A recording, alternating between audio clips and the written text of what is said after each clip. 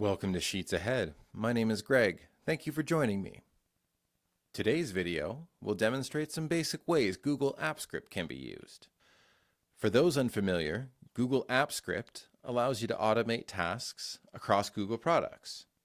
This means you can create triggers and workflows that can be reused. In this video, I will be walking you through a Google Sheet that I created called Calendar and Folder Helper. It contains a few basic functions and automations. If you would like to follow along, click the link in the description to create your own copy of the spreadsheet. After you click to make a copy of Calendar and Folder Helper, you will be greeted by a welcome page with a few instructions. You can rename the spreadsheet to anything you prefer.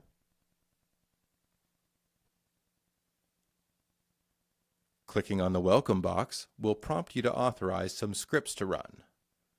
Click Continue and Google will ask which account you want to use. Click Advanced and then click Go to Calendar and Folder Helper. Click Allow to grant the permissions requested.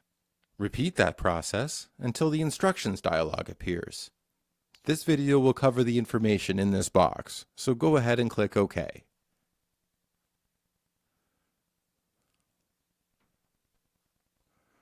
Once the script runs, we will have 5 sheets along the bottom, and the Advanced Options menu will appear next to Help. Let's start with the Event List sheet. The Event List sheet has 2 buttons. The first, to list your calendar events in the sheet. The second, to see the details of a specific event. Clicking Get Your Calendar Events brings up a dialog box where you enter the number of weeks of events you want to see. In this case, I will enter 8 weeks.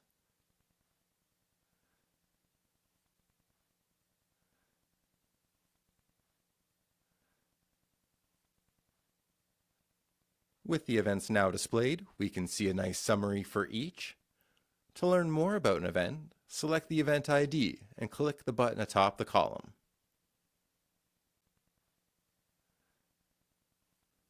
The Event Details sheet displays a bit more information about an event, including the guest list. To modify the event displayed, use the bottom section of the sheet to change the details, add guests, or remove them. Input the new start time, end time, event name, description, and/or location. Then click the Update Event button. For this example, I will add a new end time, which will also highlight the format for these cells, which is a bit specific. And I will also add a new event name. Now I will click Update Event.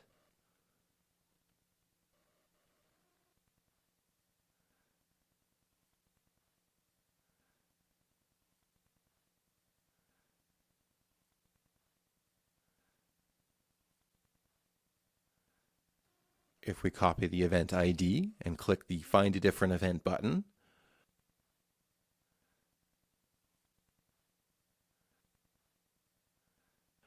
we can see the new end time and name. Let's add a few more guests to the event. Add each email to the Add Guest by Email column and click the Invite Guests button.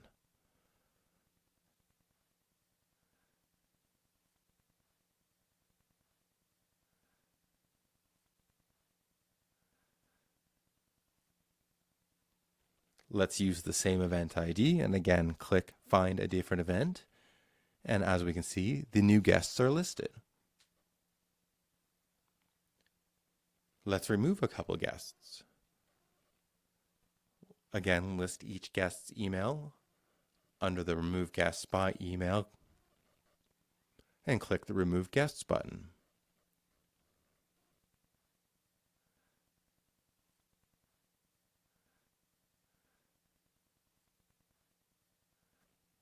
We will use the same event ID. We can see the removal work.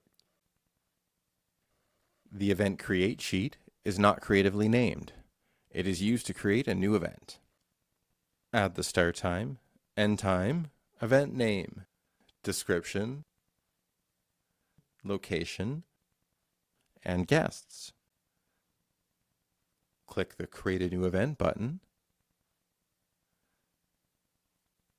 and the new event's name and ID will be displayed.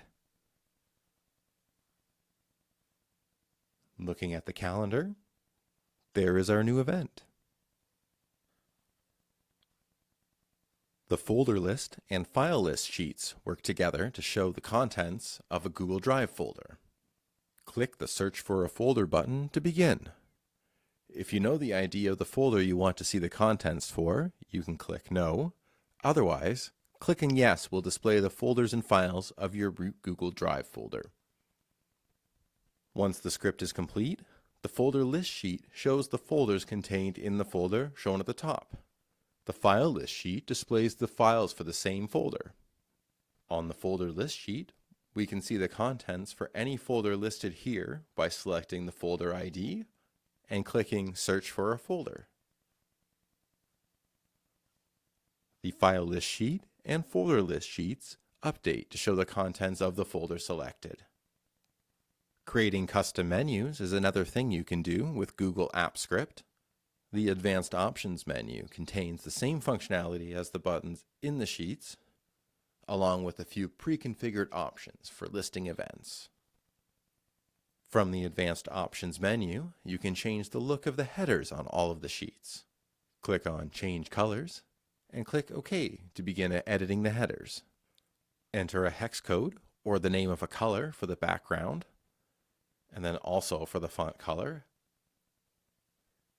Use a number for the font size, and select if you want the headers to be bold, italic, and/or underlined.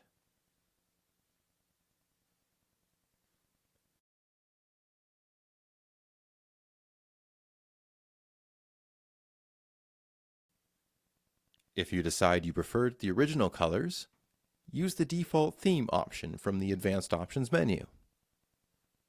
Thank you for watching, and have a great day.